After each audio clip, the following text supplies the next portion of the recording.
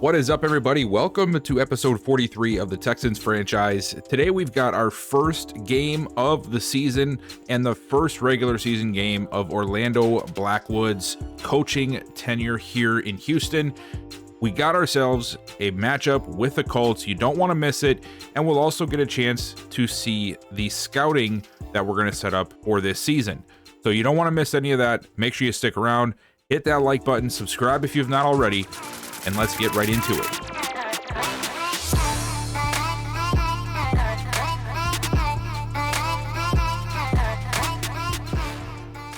So we're not going to have a whole lot of stuff to go over before we get into this game because it's week one. Isn't a lot of storylines to go over, but I did want to touch base on the scouts just to let you guys know where we're going to be at. So here is the scouting breakdown. The class itself is very strong at offensive tackle. And even though it's not a position of need, I've mentioned in the past, sometimes you have to go with what is the most obvious choice, because regardless if you need it or not, this is going to be the expertise that is going to get you the most out of it. And who knows what happens? Maybe we find out throughout the season that one of our tackles isn't going to work out, or whatever the case is. We have this to back it up. There honestly wasn't, this is not a very good class, to be honest, out of the ones we've seen. I'm even considering already trying to move picks to try and either get some for next year or bring in some new talent, some better talent at the closer to the trade deadline when we know where our holes are, right? So for now, we're going to have offensive tackle be the focus position for our national scout. In the Southeast, we're going to go wide receiver because that's the only position that was of substance. Even though this class seems to be a little bit less than what I'm used to seeing out of these classes when I first look at them. And you guys will see what I mean when we go through it in a second. These expertise areas actually lined up really well with the areas that I wanted to hit out of each section of the map. For national, offensive tackle is one, and I couldn't fit outside linebacker in any other one. So it would fit well here to have the outside backers go on the national level with the tackles, because that gives us those two positions. We also have wide receiver and safety for the Southeast. Wide receiver was the only position that had more than like 4 players. Really weird for the Southeast. Central, same thing. Middle linebackers, a lot of day 3 guys, a couple of 3 to 4 round guys, but a majority of them falling later on. And again, the only plausible option out of the Central.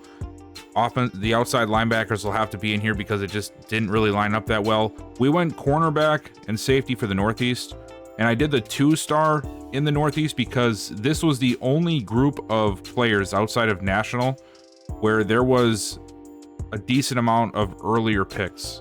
And the corners, even though again we just drafted a couple of corners the last couple of years, there is a guy that I immediately saw that I'm definitely going to be scouting going throughout the season.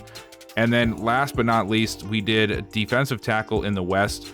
All of these line up with the strength for that area, so we'll get the extra boost from scouting them. And then we also have quite a few different areas that we're going to be able to hit from the secondary positions as well. So this was the best that I could do, and then here is a quick run through of that draft class. Quarterbacks, only a few guys projected to go in the first round. One other one could sneak in, but not a big year for quarterbacks. Running backs as well, very light this year. A couple around 1 to 2 guys. And then it goes right into day 3 by the 7th prospect. Just something that we haven't seen very much of. Wide receiver is definitely one of the more deeper parts of this draft class. And you see there is 5 potential first round receivers. A lot of second and third round guys. And then it gets to the day 3 guys. Not much love here for the tight ends either. And then here is where I wanted to focus, the tackle positions. There's a lot of them. We have 2 top 5s, 2 other solid round 1s, another round 1 to 2, a couple more 2 to 3s at left tackle, and then going to the right tackle, there is another group of round 1 prospects. So this could be a year where we might end up going tackle again. You know, I don't know. I really don't know yet. This is going to be the first year we get to see one of the tackles we've drafted in Branch. So I don't know if he's going to do good yet or not. He might fall on his face. He might do great. But then we also have to consider Tunsil's getting older.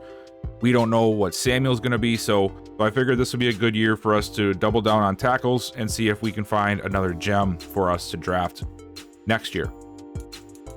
But you can see very clearly that this is the meat and potatoes of this draft class as at the tackle position, so that's why I went there. The guards, very, very few. We'll be on the lookout for a few decent ones for later on in the draft like we did last year, but not much here worth targeting much. And then the centers, yeah, same thing. So only the tackles will be something we worry about. Defensive ends, we went after a couple of them this year, so I'm not high on taking one this upcoming draft if it comes down to it. There is a few decent players in this pool, but I think we are pretty set at defensive end and edge rushers as a whole. And then D tackles. Yes, the top guy is round 3 to 4, so not much in this area, but we'll get a good chunk of these guys in the West where I did defensive tackle because a lot of them fell in there. Here is a quick look at the outside linebackers. Only one top 5 guy, and that's Doug Fleming up there. Definitely an edge rusher. But again, as you can see, just a very light class. And the same thing with middle linebackers. No potential first-round linebacker at all. It falls very quickly. And it seems to be a lot of value picks more than anything. But hey, you never know. This could still end up being a good class for some of these guys. It's just the initial reaction for me. I'm not too excited about this draft class right now. I'll have to see more. But this is the guy here that got me excited. Josh Bibbs. We already got a thing unlocked for him. Sweet. 6'4", 210 pounds. He just immediately jumped off the page to me. I'm like, I got to make sure we scout him. And sure enough, he was in the area where corners were very heavy, which is the Northeast. So I had to pull the trigger. But there is a good group of corners here as well. Again, 5 guys that could go for round 1. Another good chunk for rounds 2 to 3. And really every area of the draft has a big chunk of corners. So you never know. We might end up going corner again this year if we end up finding some. There are going to be plenty to choose from. And then the safeties, there are a few decent options here. A lot of shorter guys, though, up on the top part here. But I think we're pretty good at safety, so I wasn't too concerned. There are a couple of guys. There are a couple of them that will fall into the second expertise area for us, but that's more so just because that was one of the options. I didn't particularly do that on purpose. But yeah, just sort of an underwhelming draft class so far. That could change very well once we start seeing some stories and unlocking some grades, but right now, definitely not something that is completely just, oh my gosh, this is a lot of cool stuff right here, which, you know, could end up leading us to maybe moving on from a pick or two. You know, we don't have to pick in the first round every year. We don't have to have 5, 6, 7, 8 guys coming to the team. I could trade some of these picks away and land a stud from another team. Who knows? So the next few weeks is going to be critical to really decide if we want to invest in this upcoming class, if it's worth it, or if we want to try and take a first round pick or something like that, or a second round pick, and go and get a stud for us that's already established in this league. And as for our opponent today, the Indianapolis Colts, we know them and we know them well. They're one of our division rivals, led by Landon Steele. Steele is coming off a huge year, 4,600 yards, 37 touchdowns, 12 interceptions. Jonathan Taylor, there's no intro needed for him. Also, Dylan Byers is really starting to blow up here. He's an 83 overall now. He's a third-year player. 6 foot 229. He is an in-between style back, sort of like Jamarian Sweet, because you see there he's got the 80 elusive, so he can do a little bit of everything. Keep an eye out for him to be a potential trade candidate coming up here soon, because, I mean, Taylor is only 27, but this guy could probably start on a handful of teams, so we'll see how that story plays out. Top-heavy receiving core, Michael Pittman Jr., Donovan Peoples-Jones, Eddie Murray. Eddie Murray has a 99 speed, which is something I did not realize. Holy crap. But after that, it's more rookies and second chance guys. Justin Ross, Henry Atkinson, Sharif Bradley, and Bashad Mackey. Then Lucas Loud is the starter now, followed up by Jonnu Smith. The line is still pretty much intact. Pretty decent line, honestly, except for left guard. Left guard is the, oh no, left tackle, I mean. Left tackle is the worst position here, and that's still pretty decent with Ryman there. Defensive end, Kwity Paye is still the guy here. AJ Epinesa comes over. I probably butchered that name. He is their starting right end. DeForest Buckner still holding it down in the middle after they were able to come to agreement right before the offseason began. They also drafted Marcus Allen, who will end up taking over for Buckner in the future. Shaquille Leonard still here on the outside, making everybody hate playing the Colts defense. And then this is another interesting thing. The Colts have a ton of talent at middle linebacker. Two very young guys, Daryl Holcomb and Jason White. But they're both sort of stuck because Bobby Okereke right now, I think it's, I heard somebody talk about this. I think it's Okereke. Yeah, but he is the starter here. But they have some serious talent down below that is going to definitely want to have to play here soon. And then Jeff Stoudemire, third-year guy, he's turned into a pretty good edge rusher for them. Corners look a lot different for them. Marcus Peters comes in on a one-year prove-it deal to be their starting corner. Ambry Thomas comes over to be their second. They have Michael Carter, the former Jet. They drafted Tevin Trent, who's in his fourth year, who just hasn't really seemed to grasp on and take that next step. As you see, he hasn't been able to surpass Thomas and Carter quite yet. We'll see if he can get some more playing time this season. Julian Blackman and Isaiah Simmons are still the safeties for the Colts. So the plan is simple today. We're going to go after stopping the run, and we are going to try to run it ourselves and see how things work out in that scenario. But outside of that, guys, it's pretty much game time. You guys know the roster. We know our opponent. Let's get right to it. Okay, so we're going to open things up on the offensive side of the ball. Gilbert in the shotgun. And we're going to start with a handoff to Pierman. Hits the hole hard and gets out to the 30-yard line. A nice run there for him. We're going to go for a pass this time. Gilbert looking right side. He's got Walsh, and Walsh has the first down. Gilbert back looking, and Poe hauls that in. I thought it was going to be overthrown, but he ends up hauling it in. Big time catch, climbing the ladder to get it. Assuming this is going to be a run here. Yes, it is. Sweet. And he is going to plow himself forward for 5. 3 wide here on second. Gilbert, quick throw outside to the right. He's got Collins falling out of bounds. He'll set us up here for 3rd and 1. You guys notice any changes since this last Madden update? I swear a couple things have changed very slightly. As Gilbert over the middle for Walsh, second time, another first down. I just feel like they have made some adjustments and fine-tuned some things that actually have improved it a little bit. I have noticed, but let me know if you guys have noticed anything yourselves. Gilbert again. Oh, wow. Big play. Walsh inside the 5. I think it was Blackman. He tried to go for the big play, and he missed. Walsh made him pay. Now let's see if we can get up on the board here. 1st and goal from the 2-yard line. We're going to hand it off to Sweet. Outside, nobody there. Touchdown. Easy touchdown for us to open up this season. Second chance out here for the Colts. Murray in motion. And a handoff to Taylor again. Same play from the last drive. And that one goes for 4. Last time it went for 6. Let's see. This time they'll stay in a single back. Same play now. Wow. They're running that a lot. And that time we don't fall for it. I mean, you can't run the same play 3 times like that within 7 plays and not expect the defense to catch on. 3rd and 4. Steal over the middle. Murray makes the catch. And he's got the first down. Working against Hobbs in the slot, and he just used his speed to break inside, pickup of 11, and a fresh set for Indy. There we go. Steal over the middle again to Murray, and this time he's down to the 40. Hand off. Taylor, nowhere to go. Devin White and Frank Bonner getting in there on the stop, and another 3rd and short situation. Steal. Almost gets under pressure. He's able to find Murray, who takes a shot from Hobbs, but he still gets the first down. 3 catches, 23 on this drive for Murray. 2 of them coming as 3rd down conversions. To steal again over the middle. That time it's to Michael Pittman. A lot of dinking and diming on this drive, but so far it's working. It's got him down to the 31, a chance to at least put up some points here. Steal, another short throw. And another catch. There it is. Handoff to Taylor. Oh, a beautiful lane opens up the middle, and he's down inside the 5. I'm not a fan of how easy that was for him. Got to be able to buckle down here in the trenches. 1st and goal. Go right back to it. Why not? And look at that. Franklin Myers pushing him back. Well, they'll give him a yard, I guess. But hey, either way, that was a big play by Franklin Myers. Another handoff.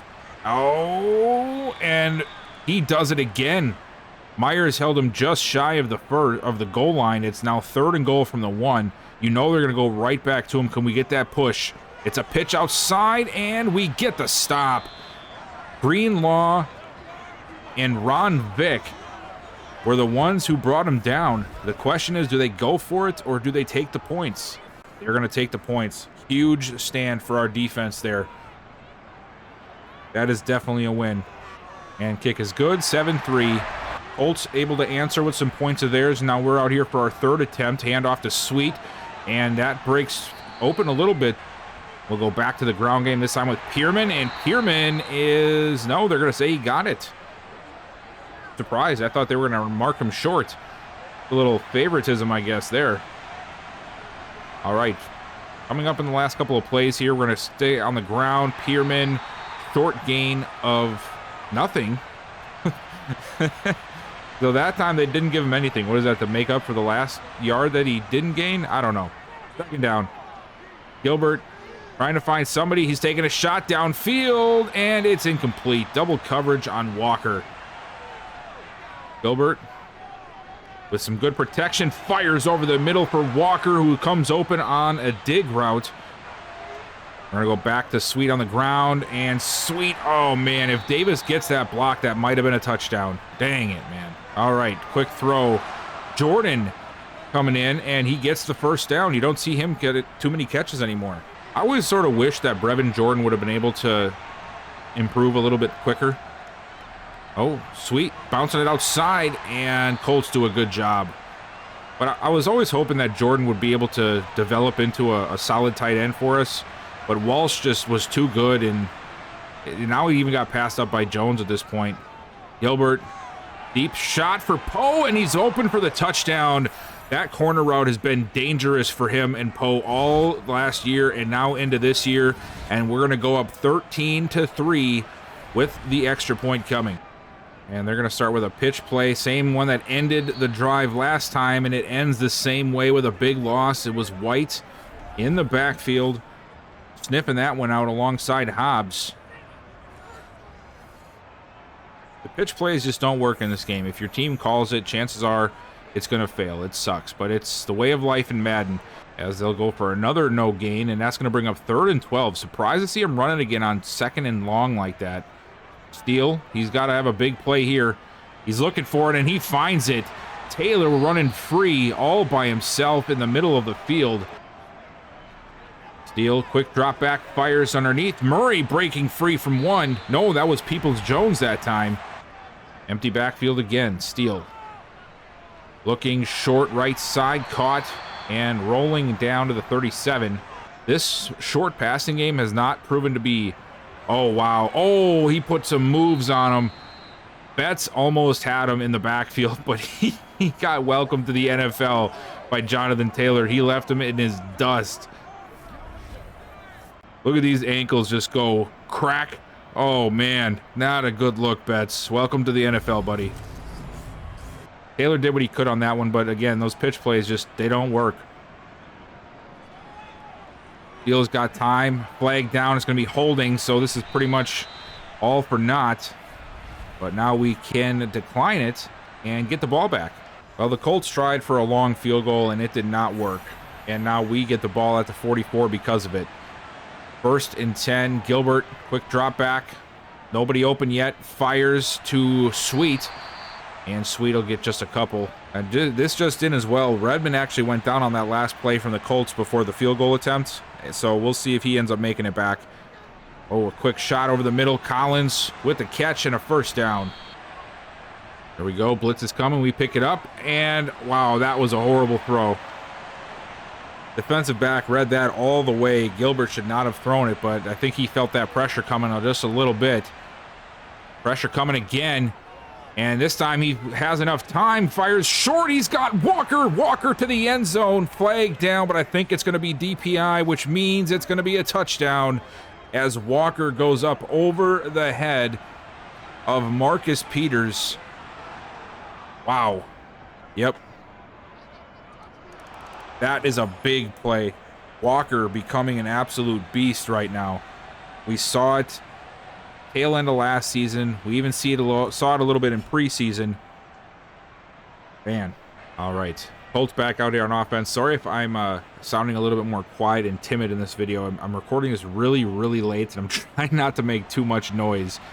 So I might not sound as animated as I normally do, but I wanted to make sure I was able to record this tonight so I can get it up for Thursday. Here we go. 2nd and 10. Steal. Oh, off the mark. He had Taylor open on that play. He just straight up missed him. 3rd down. We send pressure. They pick it up nicely. And Steele is able to find Peoples-Jones downfield to the 40. A nice job by the front there to hold that lineup enough. They definitely needed that conversion. And there's another one. Oh, Pittman breaking free. Quick incompletion on first has us at 2nd and 10 here. Steele looking, and oh wow. Pittman really got the best of Hobbs on that one. Hobbs was still running up field when Pittman was already catching the ball. Nice route there from Pittman. There, another handoff. Taylor up the middle, and he'll get 4. 2nd and 6. Steele over the middle. A big shot, a big target. It's Pittman again. First chance for Indy to score here. First time they've been in the red zone since the very beginning of this half. As Murray, a beautiful spin, and he is going to still be short. I thought for sure he was getting in the end zone. Wow, you don't see too many spins in CPU play. That was cool. Steele, quick packs, and it's a touchdown. Peoples-Jones with the score in Indy, finally getting some valuable points on the board. 2-minute warning. We got the ball at the 34. Gilbert, empty set, blitz coming. Fires, he's got Poe underneath, and Poe turns it into a 1st down. Quick snap, 1st and 10. Here we go, looking for Pierman. He's got him, and Pierman's going to get 9. 2nd down. Gilbert finding Poe again. It's good to see that Poe is picked up right where he left off. Love seeing it. 6 catches, 82 yards from in the first half. Gilbert got all day. Fires, and there it is again. It's Alex Poe up the sideline, and oh, I thought he was in. I really thought he was in. Did he? Let me see this here. Did he actually go out of bounds before that ball crossed the plane? Because he got turned into the end zone. Oh, come on. How do you not show us that?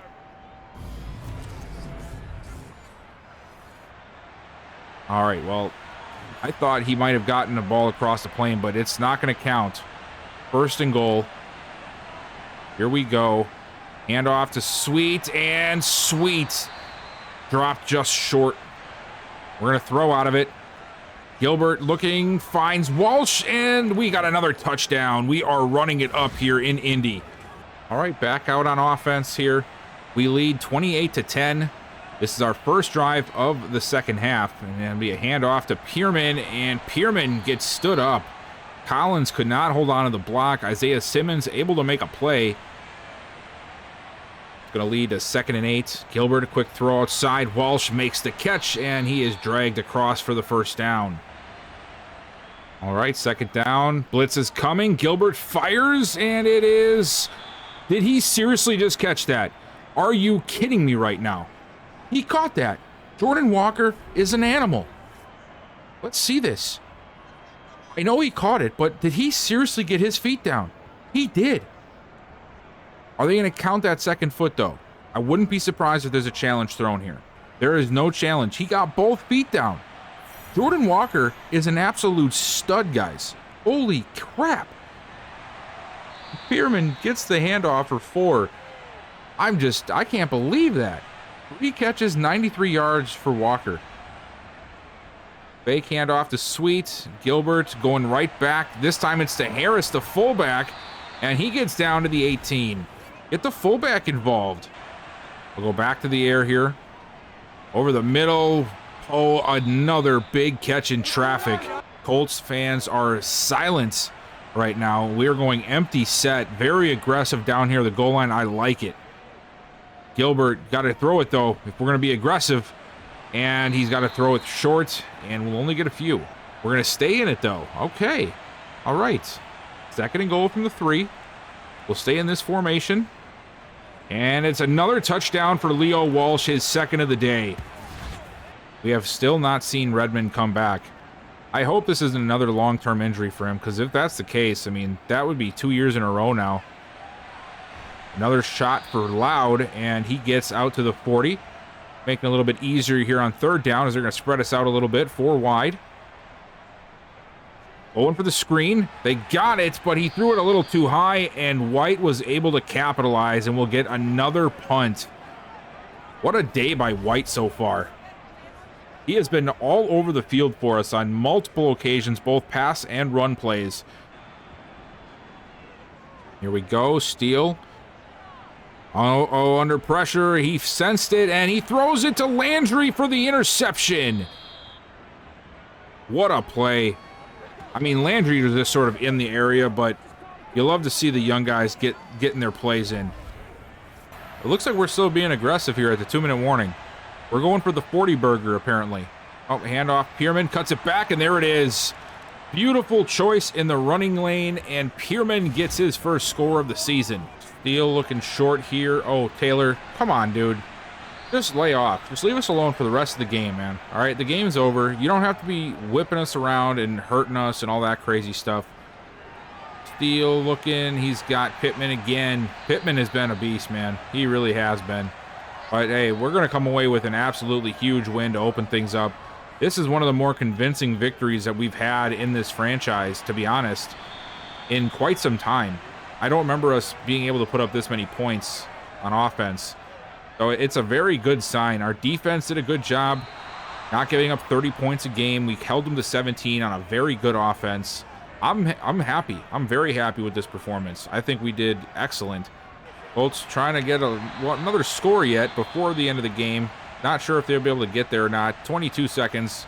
Well, let's see. Can we get ourselves another interception? Sweeten the pot a little bit. Steele looking. Nope. He made it.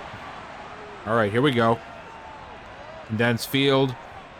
Clogged up passing lanes. Come on, defense. Let's get one for Chambers. How about that? Steele's looking, and he throws it away. Here we go. Underneath, and another easy completion. And that's it, guys. What a way to start the career of Orlando Blackwood. We get the win over a division rival on the road to open up 1-0. 45-17, one of the best offensive performances we have seen and one of the best defensive performances we have seen, because we were not a team that held a lot of teams down so low, especially the Colts. I'm excited. I think this is the start to something awesome. I can't wait to see what we can do this season. And yep, Alfonso Redmond is out for another 4-week stretch. This is similar to last season when he was out for, I think it was 5 weeks, 6 weeks. Not a good way to start the year. We don't really have that much of a backup plan at defensive tackle. So I'm not sure what we're going to do here. We could ride with Broussard, or we may have to try and bring somebody in. I'm not sure yet, but not a good way to start off the season for Redmond. Seems to be, hopefully this does not start becoming a pattern, because right now it looks like one. So we'll keep tabs and see what happens. But overall, we get the win. We'll go ahead and we'll be able to move on to 1-0. And now we already have a leg up in our division as well. And it was a road game, which was important, right? Because now we go on the road, we get the win. We still have our home game against Indy for a possible sweep. And we know our matchups work well against them. So I'm excited to see what we got next. I'm not sure which game we're going to play. If it's going to be, the Eagles might actually be a good game. I don't think we've watched a game against the Eagles yet with Jalen Hurts. We've seen the Jags. We'll see what happens. But as for this video, that's all I got for you. Thank you so much for watching. Consider dropping a like if you liked what you saw. Hit that sub button if you have not already. And turn that bell notification on so you don't miss any of my uploads. And I will see you guys next time.